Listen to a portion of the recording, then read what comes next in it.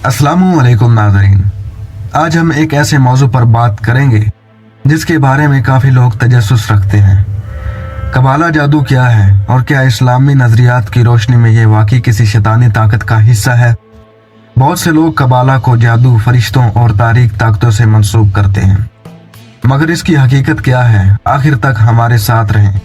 हम कबाला जादू का इस्लामी तनाजुर में जायज़ा लेंगे और इसके पसे पर्दा राज अफशा करेंगे। कबाला दरअसल एक कदीमी यहूदी मजहबी फ़लसफ़ा है जिसके मानने वाले इसे रूहानी मख्फी उलूम का मंबा समझते हैं। कबाला का ताल्लुक यहूदियत की सूफियाना तालीमात से है और इसे पोशीदा इल्म भी कहा जाता है। बाज़ यहूदी फ़िरके और कबाला के पैरोकार ये मानते हैं कि इस इल्म के ज़रिए दुनिया की हकीकत और कायनात की बनावट को समझा जा सकता है, लेकिन इस्लामी नज़रियात की रोशनी में देखा जाए तो ऐसे मख्फी उलूम को अक्सर शक की नज़र से देखा जाता है। कुरान और हदीस में ऐसे उलूम के बारे में वाज़ेह रहनुमाई मौजूद है जो इंसान को शैतानी ताकतों के करीब ले जाती हैं। इस्लामी नुक्ता नज़र से जादू एक हराम अमल है और इसकी सख्ती से ममानत की गई है। कुरान करीम में जादू के एक फितना करार दिया गया है और इसका ताल्लुक शैतान की पैरवी से जोड़ा गया है। कुछ लोगों का मानना है कि कबाला के इल्म में ऐसे तरीके शामिल हैं जो इंसान को जादुई ताकतें देने का दावा करते हैं, जैसा कि फरिश्तों और जिन्नात से राब्ता। कबाला के पैरोकारों का दावा है कि इस इल्म के ज़रिए इन्हें गैर मरी कुव्वतों पर काबू हासिल होता है, मगर इस्लामी तालीमात के मुताबिक ऐसी ताकतें सिर्फ अल्लाह के हाथ में हैं। कुरान हमें सिखाता है कि जादू एक हकीकत है, लेकिन इससे फ़ायदा उठाना या इस पर यकीन रखना शिर्क के ज़ुमरे में आता है। कबाला की बात रसूमात में पजीदा अलामतें और मुक़द्दस अल्फाज का इस्तेमाल शामिल है जिन्हें मखसूस अंदाज में पढ़ा जाता है। इस्लामी नज़रियात के मुताबिक ऐसे अमल जिनमें गैरुल्लाह की पूजा या किसी और ताकत की ताज़ीम शामिल हो वो शिर्क कहलाता है। कबाला की कुछ रसूमात को इस नज़र से भी देखा जाता है कि इनमें शैतान से मदद तलब की जाती है। कुछ तारीखी हवालों से ये भी मालूम होता है कि कबाला को कदीम दौर में सहर, जादू और महफूकुल फितरत ताकतों के तौर पर इस्तेमाल किया गया।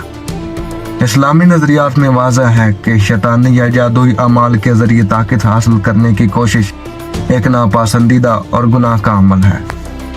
इस्लाम में अल्लाह की रज़ा के बगैर किसी गैर मरी ताकत पर भरोसा करना, किसी रूहानी रहनुमाई को अल्लाह की मर्जी के खिलाफ इस्तेमाल करना हराम है।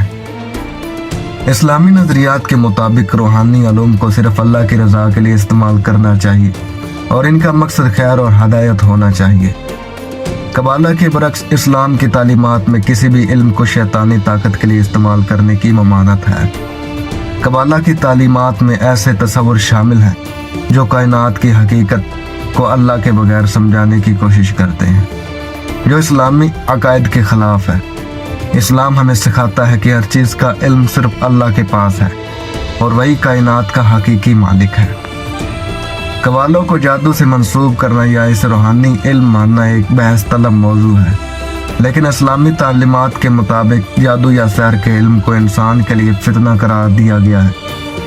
कुरान में हज़रत सुलेमान अलैहिस्सलाम के वाक़या में भी जादू का जिक्र आता है और बताया गया है कि शैतान ने लोगों को गुमराह करने के लिए जादू का इल्म सिखाया।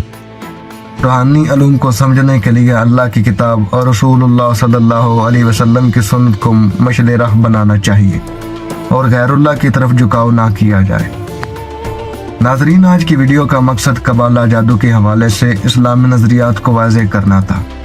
ये जानना ज़रूरी है कि हर इल्म जो गैर मामूली ताकत का दावा करता है, इसमें कई बार शैतानी फितना शामिल हो सकता है। इस्लाम हमें ऐसे उलूम से दूर रहने का हुक्म देता है जो हमें अल्लाह की बजाय किसी और कुव्वत पर भरोसा करने की तरफ ले जाए।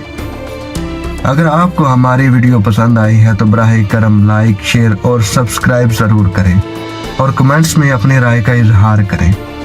क्या आपने कबाला के बारे में पहले सुना था? क्या आप भी इसको शैतानी इल्म समझते हैं? हमें अपनी राय ज़रूर दें। शुक्रिया।